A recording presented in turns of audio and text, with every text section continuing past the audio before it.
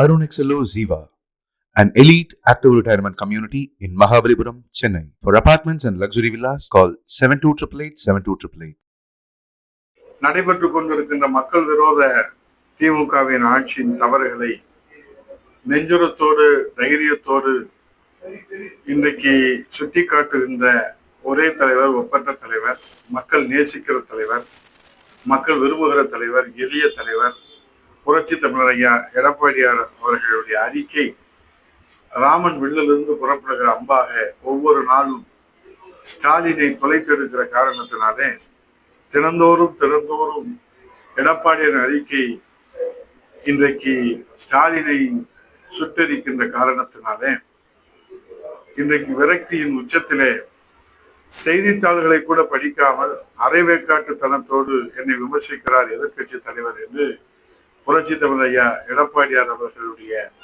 அறிவுபூர்வமான, ஆதாரபூர்வமான, அடுக்கடுக்கான மக்கள் விரோத நடவடிக்கைகளை புள்ளி விவரங்களோடு எடுத்து வைத்து மக்களிடத்திலே விழிப்புணர்வை ஏற்படுத்தி மக்களுக்கு புதிய நம்பிக்கையை ஏற்படுத்தி வருகிற புரட்சி தமிழர் ஐயா எடப்பாடியார் அவர்களுடைய அந்த அறிக்கை போர் நிச்சயமாக அனைத்து இந்திய அண்ணா திராவிட முன்னேற்ற கழகத்துடைய செல்வாக்கை மக்களிடத்திலே ஒவ்வொரு நாளும் வளர்த்து கொண்டிருக்கிறது, உயர்ந்து கொண்டே இருக்கிறது என்பதை உளவுத்துறையிலே அவர் புள்ளி விவரங்களை பார்த்த முதலமைச்சர் அதிர்ந்து போய் ஆச்சரியத்திலே இன்றைக்கு விரக்தியிலே அவர் புரட்சி தமிழர் ஐயா எடப்பாடியார் அவர்களை அவர் விமர்சிக்கிறார், தொடர்ந்து விமர்சிக்கிறார்.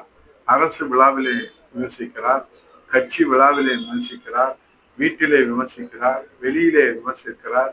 ஏனென்று சொன்னால் இன்றைக்கு அவருடைய உண்மை முகத்தை விளம்பர வெளிச்சத்திலே இன்றைக்கு வெளிச்சம் போட்டு காட்டுகிற அந்த உண்மை முகத்தை தோலெடுத்து காட்டுகிற வல்லமையும் ஆற்றலும் மக்கள் நம்பிக்கையும் பெற்றிருக்கிற ஒரே தலைவராக இன்றைக்கு தமிழ்நாடு கண்டெடுத்த காலம் தந்த கொடை, காலத்தின் பொக்கிஷம் புரட்சி தமிழர் ஐயா எடப்பாடி அவர்கள்.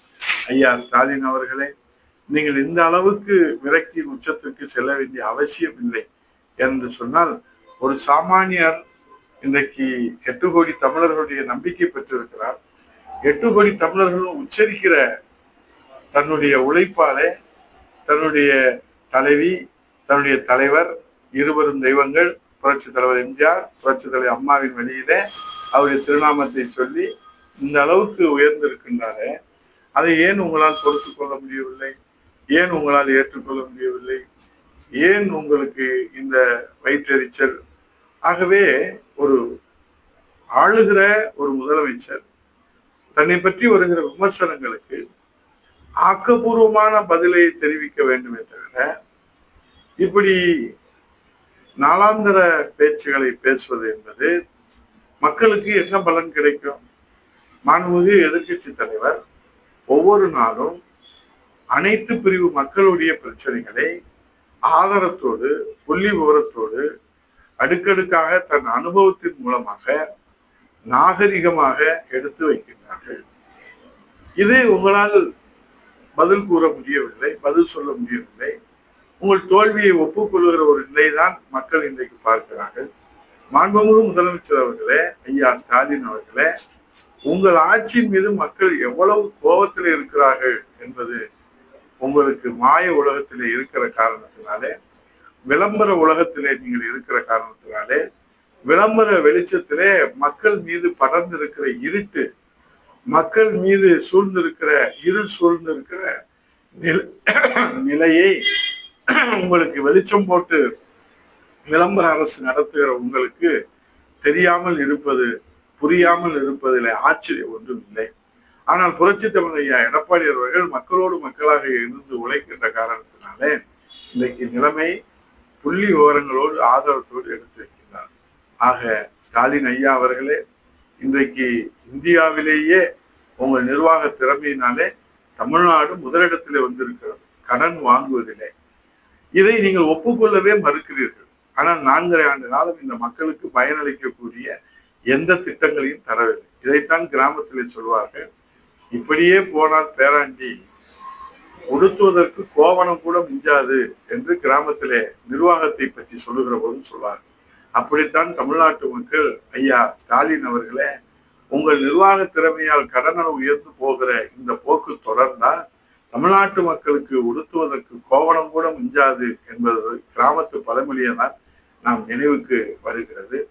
ஆகவே தமிழ்நாட்டு மக்களின் கோவணத்தை கூட உருவி நீங்கள் உங்கள் குடும்பத்திற்கு கோபுரம் கட்டிக் கொள்வதை ஒரு நாளும் மக்கள் அனுமதிக்க மாட்டார்கள். ராசா ஸ்டாலின் அவர்களே, நீங்கள் என்னதான் குட்டிக்கரணம் அடித்தாலும், என்னதான் நகர்வலம் வந்தாலும், இங்கே தந்தை ஒருபுறம் தனியன் ஒருபுறம் ஊர்வலம் வந்தாலும் உங்களை ரசிக்கவோ, உங்களை வரவேற்கவோ, உங்களை ஆதரிக்கவோ நாதி இல்லை என்பதை மாற்றத்தான் உங்கள் கட்சிக்காரர்கள் இன்றைக்கு உங்களுக்கு மிகப்பெரிய வரவேற்பு அளிப்பு நீங்கள் பெருமைப்பட்டுக் கொள்கிறீர்கள். அந்த வரவேற்பில அவர்களிடத்திலே நீங்கள் கேட்டு பாருங்கள், யாரை பார்க்க வந்தீர்கள் என்று கேட்டால் அவர்கள் சொல்லுகிற பதில்தான் உங்களை வரவேற்க வந்தார்களா அல்லது எதற்கு வந்தார்கள் என்கிற உண்மையெல்லாம் சமூக வலைதளங்களில வெளியாகி உண்மையை உலகத்திற்கு வெட்ட வெளிச்சம் போட்டு காட்டிக் கொண்டிருக்கிறது. ஆகவே விளம்பர வெளிச்சத்திலே வாழ்கிற உங்களுக்கு உண்மையின் வெளிச்சத்தை வருகிற சட்டமன்ற தேர்தல் 2026 மக்கள் தீர்ப்பு உங்களுக்கு புரிய வைக்கும். அதுவரை விளம்பர வெளிச்சத்திலே நீங்கள் ஊர்வலம் வரலாம், நகர்வலம் வரலாம், நீங்கள் சுற்றுலா வரலாம், நீங்கள் அனைத்தையும் செய்யலாம்.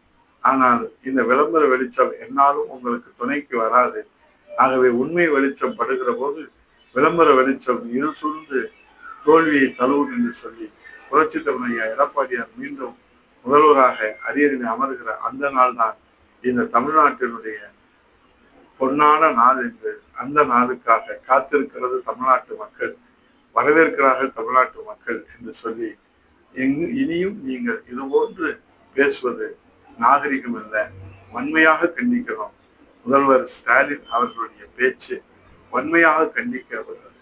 அனைத்து இந்திய அண்ணா திராவிட முன்னேற்ற கழக ஒவ்வொரு தொண்டனின் சார்பிலும், அம்மா பேரவையின் சார்பிலும், இந்த சாமானிய தொண்டன், ஒரு தந்தைக்கு மகனாக பிறந்த நீங்கள் இன்றைக்கு சாதனை படைத்திருந்தால் பரவாயில்லை.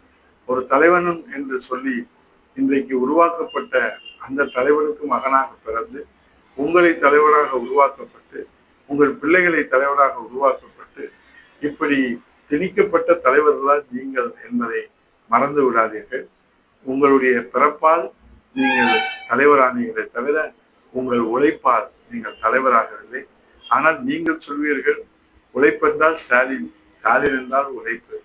அவரே கருணாநிதி அவர்களே இருந்தால் ஸ்டாலின் என்றால் சாதனை, சாதனை என்றால் ஸ்டாலின் என்று சொல்லியிருப்பார் என்று தங்களுக்கு தாங்களே பாராட்டு விழா நடத்தி கொள்கிறீர்களே தவிர உண்மை நிலை அறிய விளம்பர வெளிச்சம் உங்கள் கண்ணை மறைக்கிறது.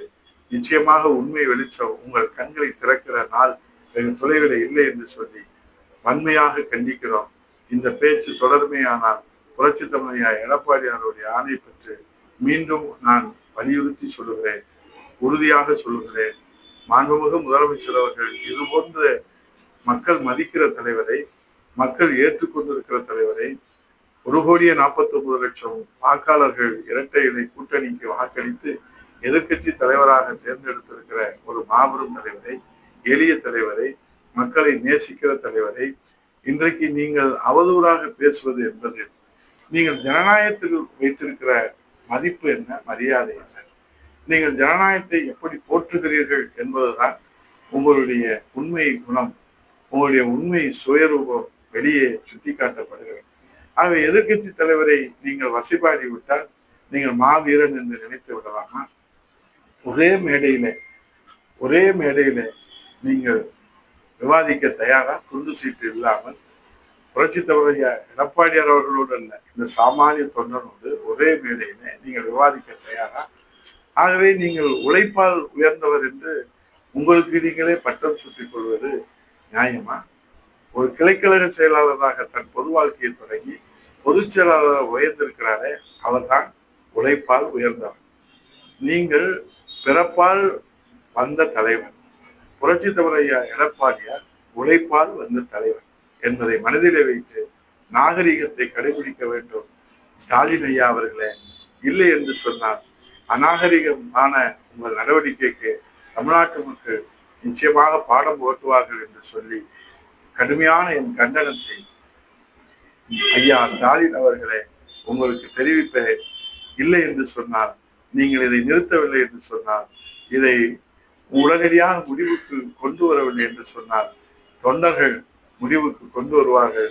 நானே முன்னின்று அதற்கான புரட்சி தலைவர் எடப்பாடி அவருடைய வழிகாட்டுதலை பெற்று கருப்பு கொடி போராட்டம் அல்ல, உங்களுடைய நீங்கள் செல்லுகிற இடங்களெல்லாம் முன்னோட்டமாக தஞ்சையிலே விவசாயிகள் கருப்பு கொடி போராட்டம் தொடங்கி இருக்கிறார்கள்.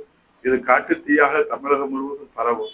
உங்கள் ஆட்சியில் லட்சணம், அங்கே தஞ்சையிலே விவசாயிகள் கருப்பு கொடி போராட்டம், இங்கே சிஸ்டம் சரியில்லை காவல்துறை என்று அருண் ஐபிஎஸ் அவர்கள் இன்றைக்கு ராஜினாமா செய்திருக்கிறார்கள் என்று சொன்னார். இதையெல்லாம் பார்த்து சரி செய்வதற்கு உங்களுக்கு நேரமும் இல்லை, காலம் இல்லை. திருநெல்வேலியிலே பட்டாளியிலே சூப்பர் டாப் போலீஸாக பணியாற்றுவர். குரூப் 1 தேர்விலே அவர் வெற்றி பெற்று ஐபிஎஸ் ஆக பதவி உயர்வு பெற்று இந்த நாட்டுக்கு சேவை செய்ய வந்த அருண் ஐபிஎஸ் இந்த சிஸ்டம் ஸ்டாலின் கையிலே இருக்கிற காவல்துறை சிஸ்டம் சரியில்லை என்று ராஜினாமா தான் கஷ்டப்பட்டு உயர்ந்த அந்த பதவியை ராஜினாமா செய்திருக்கிறார் என்று சொன்னால் உங்கள் காவல்துறை எந்த லட்சணத்திலே இருக்கிறது? காவல் நிலையம் தாக்கப்படுகிறது, விவசாயிகளுக்கு நிவாரணம் கிடைக்கவில்லை, உரிய தொகை கிடைக்கவில்லை என்று நீங்கள் வருகிற போதே கருப்பு கொடி போராட்டம் நடத்துகிறாரே.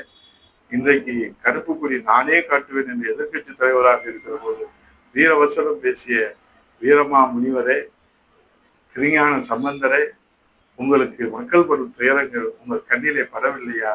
விளம்பர வெளிச்சத்திலே உண்மை வெளிச்சம் உங்கள் கண்களை திறக்கட்டும் என்று சொல்லி விடைபெறுகிறேன். நன்றி, வணக்கம்.